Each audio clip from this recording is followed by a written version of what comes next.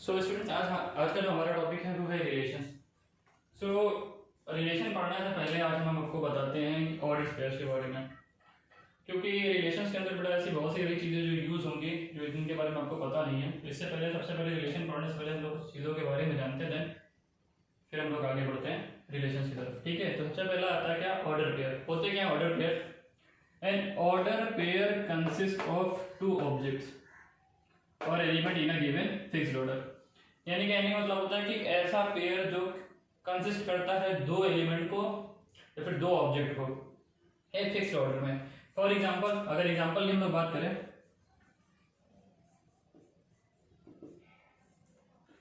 A and B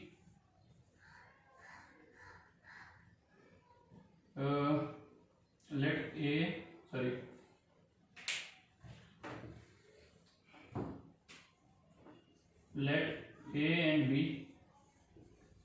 be two sets.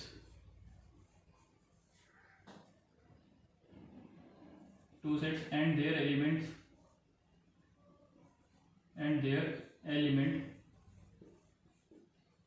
be small a and small b.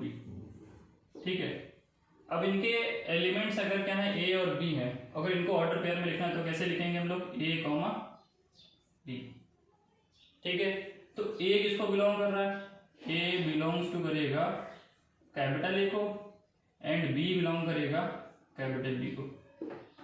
सो अगर हम लोग बात करा जाए कि ए और बी, अगर बात करते हैं कि ए और बी, तो ए का प्लेस फिक्स है और बी का प्लेस भी फिक्स है। अगर कोऑर्डिनेट में बात करते हैं तो कोऑर्डिनेट में ये बनता है एब्सिसा और ये बनता है ऑर्डिनेट। ये क्या बनता है, ऑर्डिनेट, और इसे कहते हैं एब्सिसा। ठीक है, सो अगर हम प्लेस चेंज कर देते हैं, अगर सपोज कर लेते हैं कि हमने इनका प्लेस चेंज कर दिया, यानी बी फॉर्म ए लिख दिया, तो बताइए क्या बेटा ये एक दूसरे के बराबर हो सकते हैं? नहीं हो सकते, कभी नहीं होंगे। केवल एक कंडीशन में बराबर हो सकता है कि अगर ए किसके बराबर हो जाए, बी के बराबर हो जाए। अगर ए बी के बराबर हो सकता है तब ये चीजें जो होंगे वो क्या होंगे, एक दूसरे के इक्वल आएगी, अदरवाइज ये एक दूसरे के इक्वल नहीं हो सकते। तो बात समझ में आ गई। ऑर्डर पेयर होता क्या, यानी कि एक ऐसा पेयर जिसके अंदर के जो एलिमेंट होते हैं उनका प्लेस जो होता है वो फिक्स होता है, उसे कहते हैं ऑर्डर पेयर। ठीक है, तो ऑर्डर पेयर में अब ऑर्डर पेयर के आगे हम चलते हैं तो उसमें आता है इक्वालिटी ऑफ ऑर्डर पेयर। देखिए equality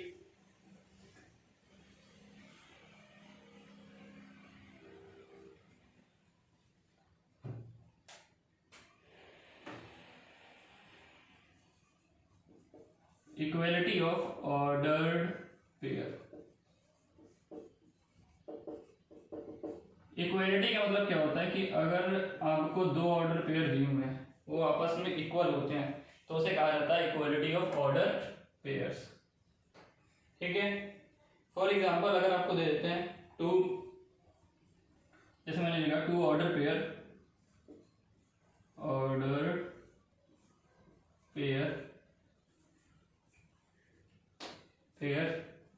A1 comma B1 and A2 comma B2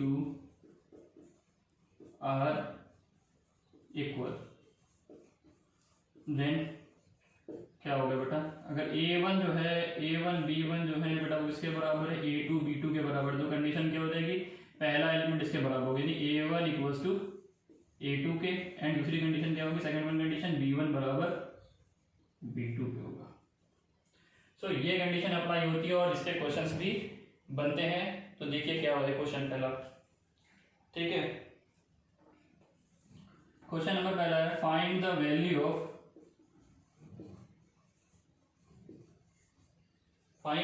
of A and B if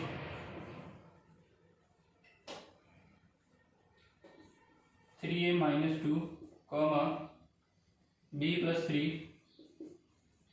equals to 2a minus 1 comma 3। ठीक है, तो मैंने जैसे बताया था इक्वालिटी ऑफ ऑर्डर पेयर में क्या कर देंगे, सबसे पहले इसको इक्वल कर देते हैं, यानी कि क्या होगा 3a माइनस 2 इक्वल्स टू हो जाएगा आपका 2a माइनस 1 के। ठीक है, अब क्या करते हैं, ए एक को एक साइड कर लेते हैं, यानी 3a माइनस 2a एक वस्तु क्या हो जाएगा 2 माइनस 1, 3a में से 2a क्या बटा आ जाएगा a इक्वल टू 1, तो a की वैल्यू आ गई। सिमिलरली ऐसे b के लिए भी करेंगे हम लोग, b plus 3 equal to 3 b equal to 0। तो बात समझ में आ गई कि इक्वलिटी ऑफ ऑर्डर पेयर क्या होता है, यानी कि दो ऐसे ऑर्डर पेयर जो आपस में क्या होते हैं एक दूसरे के इक्वल होते हैं, उन्हें कहते हैं equality of order pair.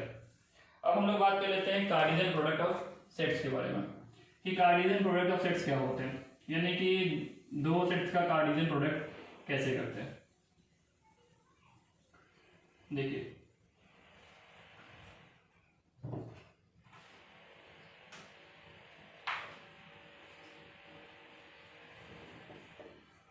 Cartesian product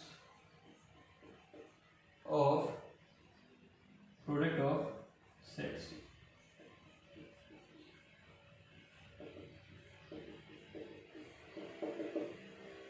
तो सबसे पहले क्या करेंगे, कार्टेशियन प्रोडक्ट याद रखिए कि हमेशा क्या होता है कि दो या दो से ज़्यादा एलिमेंट के लिए क्या अप्लाई हो सकता है, या खुद से भी मल्टीप्लाई कर सकते हैं आप।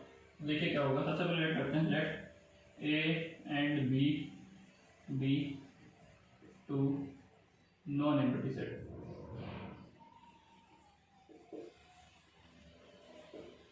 क्या है बेटा, दो नॉन एम्प्टी सेट है,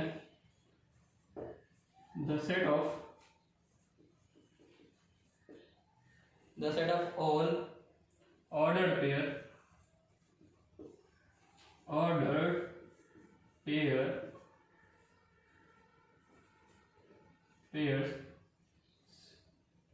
a comma b such that a belong कर रहा है बेटा कैपिटल ए को, और जैसे मैंने पहले बताया था b बिलोंग करेगा कैपिटल b को, और b बिलोंग करता है किसको, कैपिटल b को। देन इसे वो कहते हैं क्या, इस called Cartesian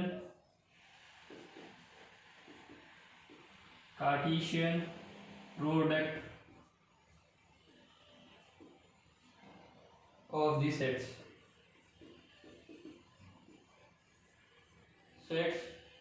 A and B।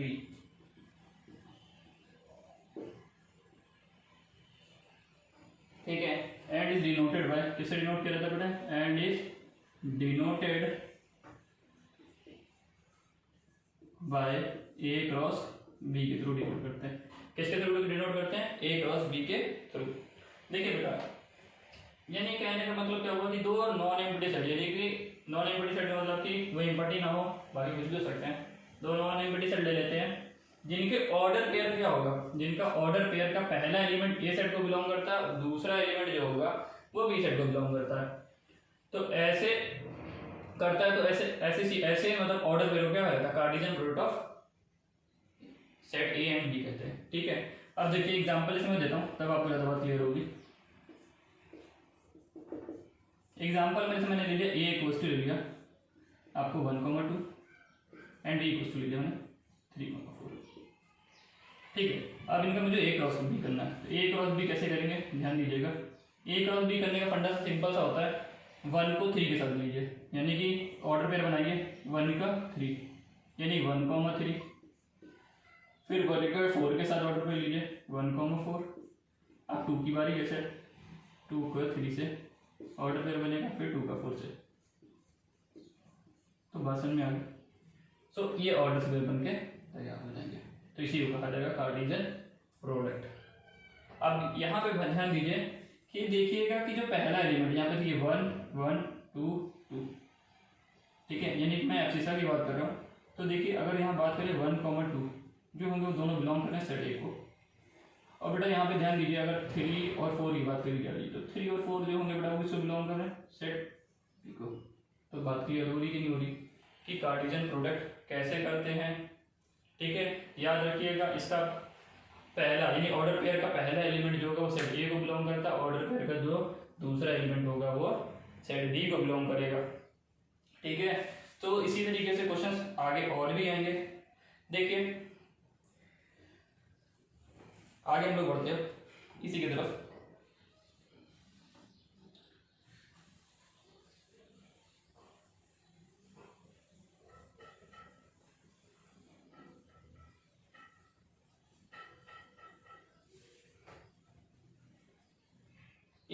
चीज़ और भी ध्यान दीजिए, इसमें अगर हम लोग बात कर लें कि A क्रॉस B में किसी का ऑर्डर यानी कितना क्या होगा, इसका कार्डिनल नंबर होगा, तो यानी याद रखिएगा कि कार्डिनल नंबर जो होता है, cardinal number of n A cross B equals to याद रखिए होगा हमेशा m into n. m into n का मतलब क्या होगा, वेयर m जो होगा वो क्या होगा, where m cardinal number of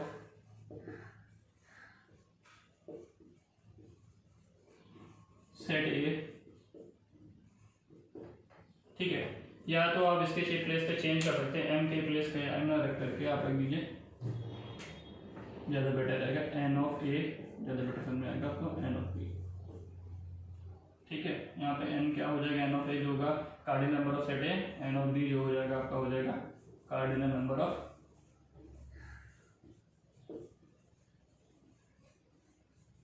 set b, ठीक है। सो इस तरीके से क्वेश्चन होंगे। अब हम लोग आगे बढ़ते हैं। जैसा कि मैंने आपको 2 का बताया था कार्डिनल प्रोडक्ट, अब मैं बताता हूँ आपको 3 का, यानी कि 3 सेट्स का कैसे कार्डिनल प्रोडक्ट करेंगे। तो देखिए, जैसे कार्डिनल प्रोडक्ट करना है मुझे, कार्डिनल प्रोडक्ट ऑफ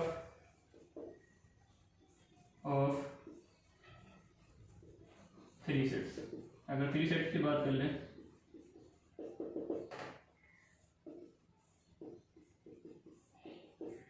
तो कार्डिनल प्रोडक्ट कैसे करते हैं, तो देखिएगा, सपोज कर लेते हैं कि मेरे पास एक सेट ए है, उसमें एलिमेंट है आपके पास 1,2, बी में है आपके पास 3,4, सी में है आपके पास 5,6। आप देखिएगा मैं कैसे करता हूँ, आपको कहते हैं फाइंड करिए ए क्रॉस बी क्रॉस सी।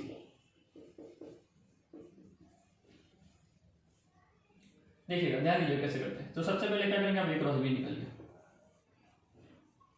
1,2 क्रॉस 3,4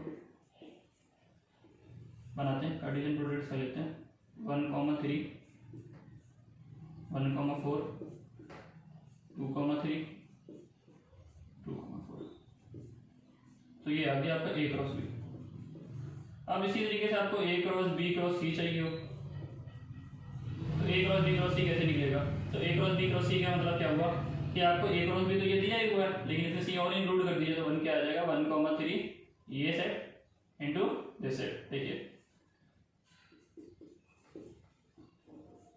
2,3 2,4 क्रॉस 5,6, ठीक है। तो कैसे करेंगे, ध्यान दीजिएगा, 1,3,5 1,4,5 2,3,5 2,4,5 1,3,6, फिर आ जाएगा आपका 1,4,6 2,3,6 2,4,6। सो इसी तरीके से आपके सेट बन के ऑर्डर बिल बन के तैयार हो जाएंगे। सो बात समझ में आ गई होगी आई थिंक। अब इसका अगर कार्डिनल आपको निकालना है, डायरेक्ट अगर कह दें कि इसका कार्डिनल नंबर निकालिए, तो कैसे निकालेंगे, तो कार्डिनल नंबर के लिए क्या करेंगे, हमने बताया था एलिमेंट काउंट कर लेते हैं, यानी कितने यहाँ पे, इसका कार्डिनल नंबर क्या है, का 2, इसका कार्डिनल नंबर क्या है 2, इसका कितना है 2, तो 2 2 जा 4 4 2 जा 8, यानी कि अगर कार्डिनल नंबर निकालना है n cross a cross b का, n cross a cross c का निकालना है, तो फॉर्मूला क्या हो जाएगा, n of a into n of b into n of c। तो बड़ा कर देते हैं, यानी 2 इंटू 2 इंटू 2 कितना आ जाएगा बेटा, 8 आ गया। काउंट कर लीजिए, एलिमेंट काउंट करिए, यानी ऑर्डर पे काउंट करते हैं हम लोग, यानी कि 1 2 3 4 5 6 7 8 है, करेक्ट है, ठीक है। सो इसी तरीके से हम लोग कार्डिनल प्रोडक्ट आपको क्लियर हो गया हो फंडा कैसे निकालते हैं। अगर कार्डिनल प्रोडक्ट आपको 2 सेट्स का निकालना हो, 3 सेट्स का निकालना हो, तो इसी मेथड से निकालिएगा।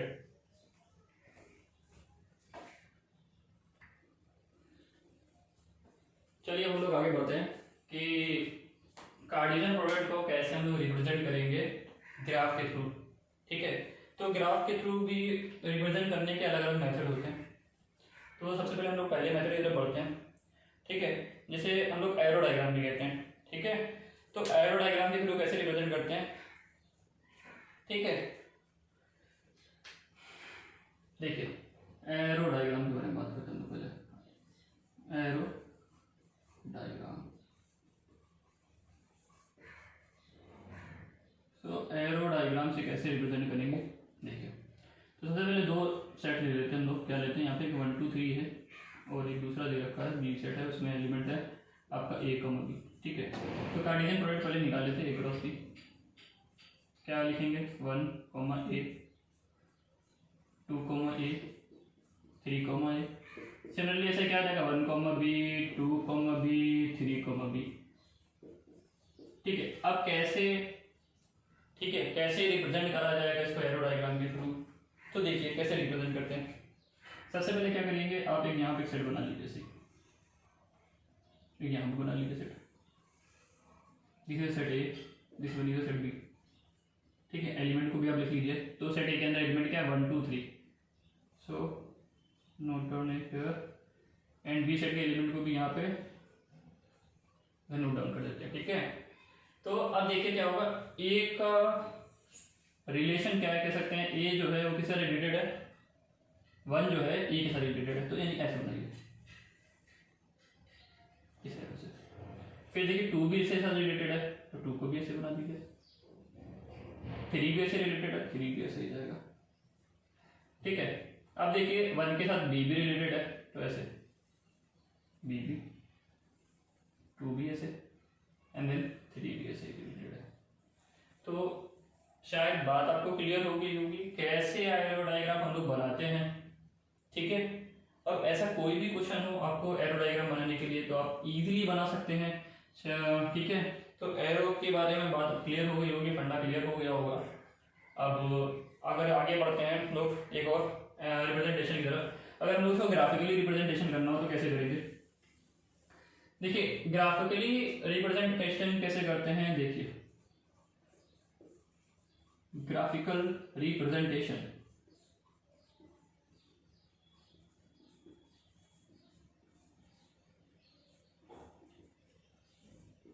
आप लोगों को पता होगा करना, कोऑर्डिनेट्स वगैरह आप लोगों को कर देते हैं ग्राफिकल रिप्रेजेंटेशन, ठीक है। सो यहाँ पे कैसे करेंगे, देखिए आपके पास यही है सेट, क्या है आपके पास, यानी कि ए क्रॉस बी आपको दे रखा है। इसी को मैं आपको ग्राफिकली रिप्रेजेंट करके बताता हूँ कैसे करते हैं। This is the X axis and this one is the Y axis, ठीक है। ये आपका एक्स एक्सिस हो गया, ये वाई एक्सिस हो गया। यहाँ पे एक्स एक्सिस का एलिमेंट क्या है आपका, 1 है 2 है और 3 है, ठीक है। और यहाँ पर क्या आपके एलिमेंट है ए, और यहाँ पर आपका बी है, ठीक है। तो क्या करना है आपको, 1 ए लिखना है, तो 1 ए कहाँ होगा, यहाँ पर होगा बेटा आपका 1 ए। 2 ए लिखना है, तो 2 ए आपका यहाँ होगा। अब आपकी बात कर ले 3 ए की, तो 3 आपका यहाँ होगा, ठीक है। अब ऐसे ही हम लोग अगर बात कर लेते हैं तो आगे और भी है ऐसे, क्या है 1 बी, तो 1 बी आपका यहाँ होगा। आप लोग को बच्चे से आता होगा, लास्ट टाइम आप लोगों ने बहुत पढ़ा है, 2-3 साल को पढ़ाते हैं टीचर, इससे स्टार्ट हो जाता है पढ़ाना ये सब चीज़ें, ठीक है। तो ये आपका हो गया ग्राफिकली रिप्रेजेंटेशन। तो बात समझ में आ गई है कि ग्राफिकली रिप्रेजेंटेशन कैसे किया जाता है, एरो डायग्राम में कैसे रिप्रेजेंट करते हैं। एक और रिप्रेजेंटेशन होता है लैक्टिक, ठीक है। तो लैक्टिक रिप्रेजेंटेशन कैसे करते हैं, ठीक है। तो समझिए कि लैक्टिक्स कैसे करते हैं, लैक्टिक्स रिप्रेजेंटेशन क्या होता है। तो लैक्टिक्स रिप्रेजेंटेशन में कुछ नहीं करते हैं, बस आपको क्या करना होता है कि लाइन टू लाइन ज्वाइन करना होता है। देखिए कैसे लाइन टू लाइन ज्वाइन करेंगे, इसको मैं रफ कर देता हूँ, आगे देखिए आप।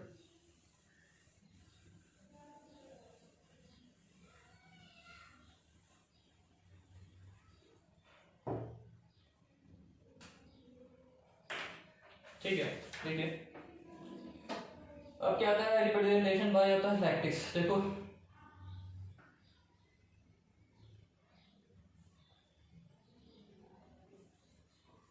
represented by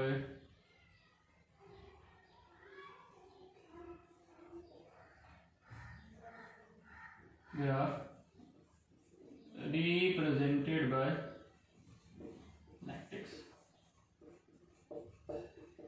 लैक्टिक्स के थ्रू कैसे करते हैं रिप्रेजेंट, देखिएगा आगे।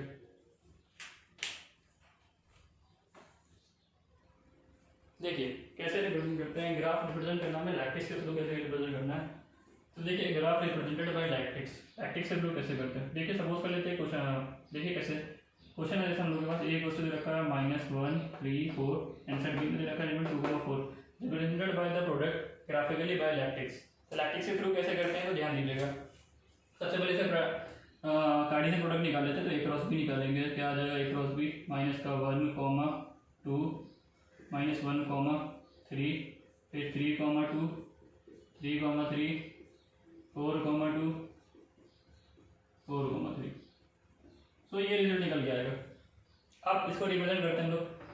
सो ग्राफ के थ्रू कैसे रिप्रेजेंट करते हैं ध्यान दीजिएगा, यहाँ बना देते हैं ग्राफ, ठीक है। अब एलिमेंट लिख लेते हैं यहाँ पे आपका -1 और -1 1 2 एंड 3 और एक 4 हो गया आपका, ठीक है। अब ऐसे इसमें भी कर लेते हैं, यहाँ पे हो जाएगा 1, यहाँ हो जाएगा आपका 2, यहाँ आपका 3। तो देखिए ध्यान दीजिएगा। तो पहला प्रोडक्ट आपका पहला ऑर्डर फिर क्या है -1, 2, तो -1, 2 कहाँ होगा, यहाँ पर होगा आपका, ये हो गया आपका -1, 2। सेकेंड वन क्या हो गया -1, 3, ये यहाँ पर होगा आपका, ठीक है। और फिर क्या आता है 3, 2, तो 3, 2 कहाँ होगा आपका, यहाँ पे, ठीक है। और इसके बाद क्या आता है देन 3, 3 यहाँ पर होगा, उसके बाद 4, 2 फिर 4, 3, ठीक है। तो लैक्टिक्स के थ्रू क्या करेंगे, सबसे पहले इसको ऐसे परपेंडिकुलर ड्रॉ करते हैं, पास होते हुए लगी चाहिए,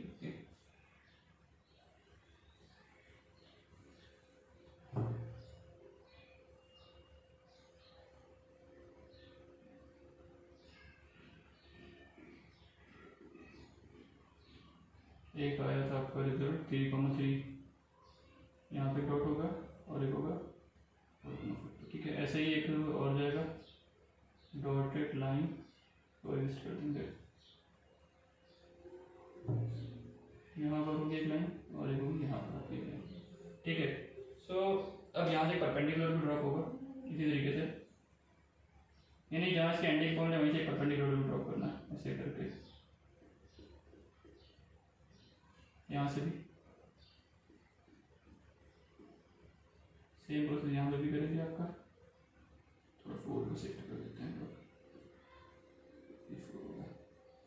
ठीक है। तो अब यहाँ पे पॉइंट सीख लेते हैं इसके पॉइंट क्या थे। पहला था बेटा -1, 3, देन था आपका -1, 2, आफ्टर डैट ये था आपका पॉइंट 3, 3, 3, 2, 3, 3, 4, 2, 4, 3। ये हो गया आपके ग्राफिकली जो ग्राफ को रिप्रेजेंट करते हैं लैक्टिक्स के थ्रू, कैसे ऐसे, यानी क्या करेंगे दोनों पॉइंट्स हम उनको आपस में ज्वाइन कर देंगे, देन परपेंडिकुलर, इस पॉइंट से इस पॉइंट पर परपेंडिकुलर और इस पॉइंट से फिर आपके तीसरा परपेंडिकुलर, ठीक है। याद रखिएगा वर्टिकली परपेंडिकुलर डालना आपको, हॉरिजॉन्टली भी डालना, ठीक है। देखिए फिर हम लोग कर मिलते हैं नेक्स्ट टॉपिक के साथ फिर आगे वाली क्लास में, ठीक है। आगे वाली क्लास में मैं आपको बताऊंगा थ्योरम्स के बारे में कि कैसे प्रूव करते हैं इसकी थ्योरम्स को, रिलेशंस की, ठीक है।